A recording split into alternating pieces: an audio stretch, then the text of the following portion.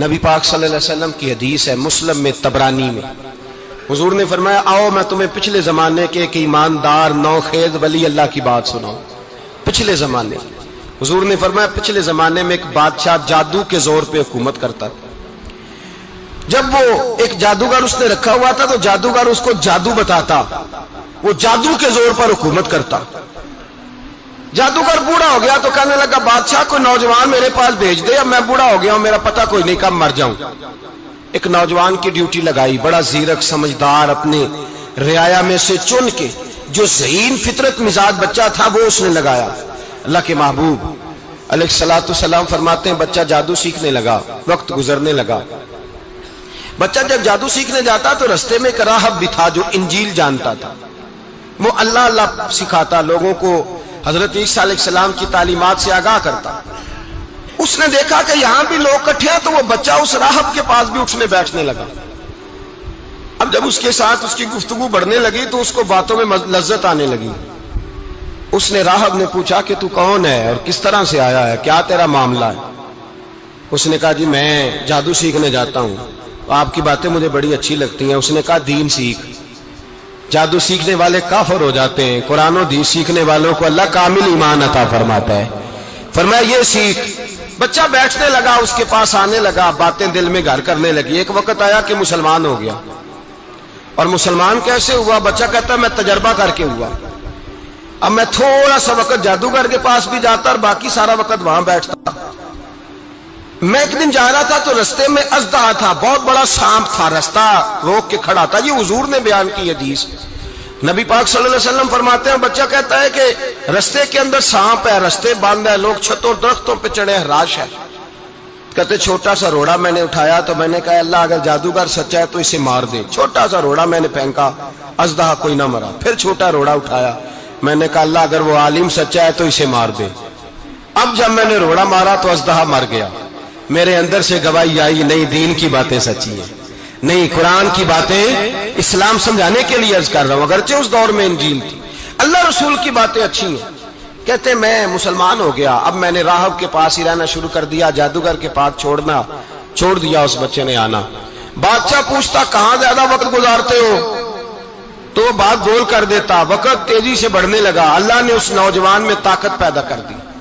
اب وہ اس کے اندر نا اللہ نے توانائی روحانیت پیدا کر دی، ابھی جوان ہے، 14-15 سال عمر ہے۔ اللہ نے اب جو بیمار بھی آتا وہ دعا کرتا تو اللہ صحت عطا کر دیتا، جو بھی آتا۔ بادشاہ کا ایک درباری تھا، بادشاہ کو پنکھا جلتا تھا، وہ اندھا ہو گیا، کوئی ایسی تکلیف آئی کہ نابینا ہو گیا، بڑے علاج کرائے شفا نہیں ہوئی۔ کسی نے اس بچے کا پتہ بتایا کانوں میں، اس کے پاس گیا تو بچہ کہنے لگا شفا تو ہو جائے گی پر کلمہ پڑھنا پڑے گا، مسلمان ہونا پڑے گا، جس پیغمبر کا میں غلام ہوں تجھے بھی بننا پڑے گا، دین پہ عمل کرنا پڑے گا، اللہ شفا دیتا ہے۔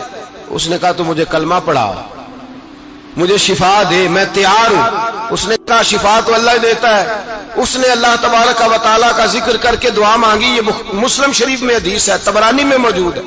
اللہ نے اسے شفا دی، اس نے کلمہ پڑھنا شروع کر دیا۔ یہاں ایک نقطہ لکھا ہے ہمارے علماء نے، کہتے ہیں جب اللہ ولایت عطا کرتا ہے نا تو یہ سفید بالوں والے کا حصہ نہیں ہوتی۔ اگر جوانی میں کوئی آدمی توبہ کر کے تصوف کے رستے پہ چلتا ہے تو سب سے زیادہ ولایت اللہ اسے عطا فرماتا ہے، سب سے زیادہ ولایت اس کے پاس ہوتی ہے۔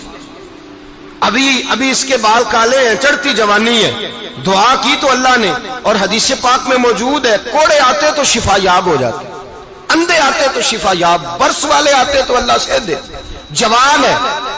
بادشاہ کے پاس وہ واپس گیا، وہ جو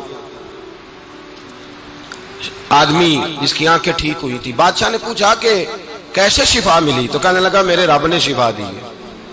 بادشاہ سجدے کراتا تھا، اپنے آپ کو منواتا تھا، معاذ اللہ، کہنے لگا میرے علاوہ کون رب ہے؟ اس نے کہا وہی رب ہے جس نے تجھے پیدا کیا ہے، اور وہی رب ہے جس نے مجھے اندھے کو آنکھیں دی ہیں، وہی ہے میرا مالک۔ کہا اچھا تو مجھے نہیں مانتا؟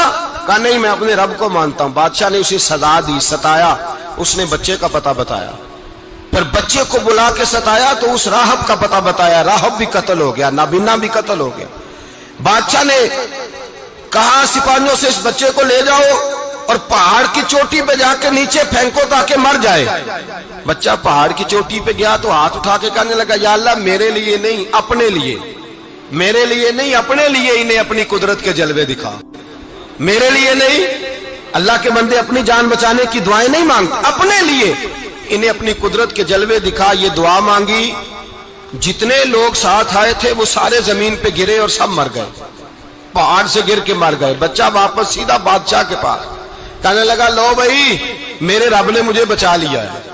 جوان کا ایمان دیکھو، میرے رب نے مجھے، بولو میرے اللہ نے مجھے ایمان کی گواہی دے رہا ہے، میں بچ گیا ہوں، تو جھوٹا ہے، میرا رب سچا ہے. اس نے کہا لے جاؤ اس کو دریا میں، کشتی میں بٹھاؤ، بیچ دریا کے جا کے دھکا دے دو.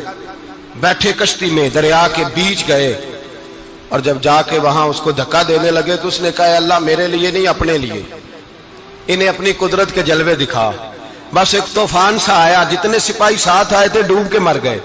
وہ بچہ اٹھا اور سیدھا پھر بادشاہ کے پاس، اسی کے پاس کہنے لگا لو بھائی میرے رب نے مجھے بچا لیا ہے، تیرے پاس آیا ہوں. وہ کہنے لگا تو کیا مصیبت میرے گلے پڑ گئی ہے، کیسے جان چھوٹے گی؟ تو بچہ کہنے لگا اگر تو مجھے باندھے درخت کے ساتھ اور سارے ملک کو بلائے، لوگوں کو اکٹھا کرے، پھر تو مجھے تیر مارنا، میں تجھے بتاؤں گا کیسے مارنا ہے، میں مر جاؤں گا. اللہ کا بندہ نوجوان ایمان دیکھو، مرنے کے طریقے بتا رہا ہے، میں تجھے بتاؤں گا میں کیسے مروں گا. یہ بات کہی، بادشاہ نے سارا مجمع جمع کیا، ملک سارا باہر آ گیا، درخت کے ساتھ باندھ دیا. کہنے لگا بھائی لوگوں یہ مجھے مارنا چاہتا تھا، مار نہیں سکا، اب میں اسے بتانے لگا ہوں کہ میں کیسے مروں گا. اسے کہو جب تیر مارے تو ساتھ میرے رب کا نام بھی لے، میں اپنے رب کے نام پہ جان دوں گا، ایمان کی پختگی میں اللہ کے نام پر جان دوں گا. اسے کہو رب کے نام پہ مارے، مر جاؤں گا.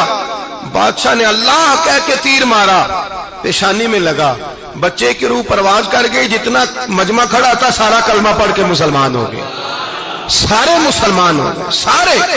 میرے رسول پاک سید عالم صلی اللہ علیہ وسلم نے نوجوانوں کو بتایا جب تمہارے اندر ایمان کی قوت آئے گی تو اللہ تمہاری مدد کرے. فرمایا وہ نوخیز ولی تھا، ابھی جوان رانا تھا، ابھی اس کی پیشانی پر جوانی کے آثار تھے، لیکن اس نے اللہ کو راضی کیا، رب کریم کو راضی. ولایت کا مطلب بڑھاپا نہیں، ولایت کا مطلب وہ نہیں کہ جب بڑا لمبا وقت گزر جائے تو پھر آدمی آئے کہ نہیں اب کیا کرنا ہے، اب مسجد ہی ہے، اب تو اس کے علاوہ گزارا ہی کوئی نہیں. تو اس وقت کا آنا اللہ کی بارگاہ میں قبول تو ہے، لیکن شاباشی اسی کو ملتی ہے جو جوانی کا وقت آئے، جو عین اس وقت آئے جو وقت. میرے رسول پاک علیہ السلام کے غلام عبداللہ ابن عمر، حضرت عبداللہ ابن عمر رضی اللہ تعالیٰ عنہ فرماتے ہیں کہ میں نکلا، مجھے سفر کے لیے جانا تھا، تو تھوڑی سی کھجوریں، تھوڑا سا سرکہ، ایک شہد کی بوتل، چیزیں میں نے سفر کے لیے ساتھ رکھ لی. میں جب مدینے سے باہر صحرا میں نکلا نا تو رمضان نہیں تھا، غیر رمضان تھا. میں نے ایک نوجوان کو دیکھا بکریاں چرا رہا ہے، بکریاں چرا رہا ہے. اے جوان، آپ فرماتے ہیں اس کا چہرہ بڑا نورانیت والا، گرد پڑی ہوئی پر بڑا حسین. فرماتے ہیں میں نے اس کو کہا کہ آ جاؤ کھانا کھا لو، روزے بھی نہیں تھے. کہنے لگا نہیں میں نے روزہ رکھا ہوا ہے. فرماتے ہیں میں نے کہا پتہ کروں کہ نیرا نیک ہی ہے کہ پرہیزگار بھی ہے. نیک وہ ہوتا ہے جو نماز پڑھے روزہ رکھے، پرہیزگار وہ ہوتا ہے جو گناہ سے بچے، وہ پرہیزگار ہوتا ہے. کہا پتہ کروں پرہیزگار بھی ہے کہ نہیں. کہتے میں قریب گیا تو میں نے جا کے اس کو کہا بھائی تیری بکریاں بڑی پیاری ہیں، میرا دل کرتا ہے ایک بکری مجھے دے دو. کہتے وہ جوان، غربت بھی، پریشانی بھی، پر دامان توکل کی یہ خوبی ہے کہ اس پر پیبند لگے ہوتے ہیں، دھبے نہیں ہوتے. غربت ہے. کہا جناب ایک بکری دے دو. آنے لگا جناب بکریاں میری نہیں، بکریوں کا مالک کوئی اور ہے. کہتے میں نے آزمانے کے لیے کہا کہ بکریوں کے مالک کو کہنا ایک بکری بھیڑیا لے گیا ہے، کہہ دینا بھیڑیا لے گیا ہے.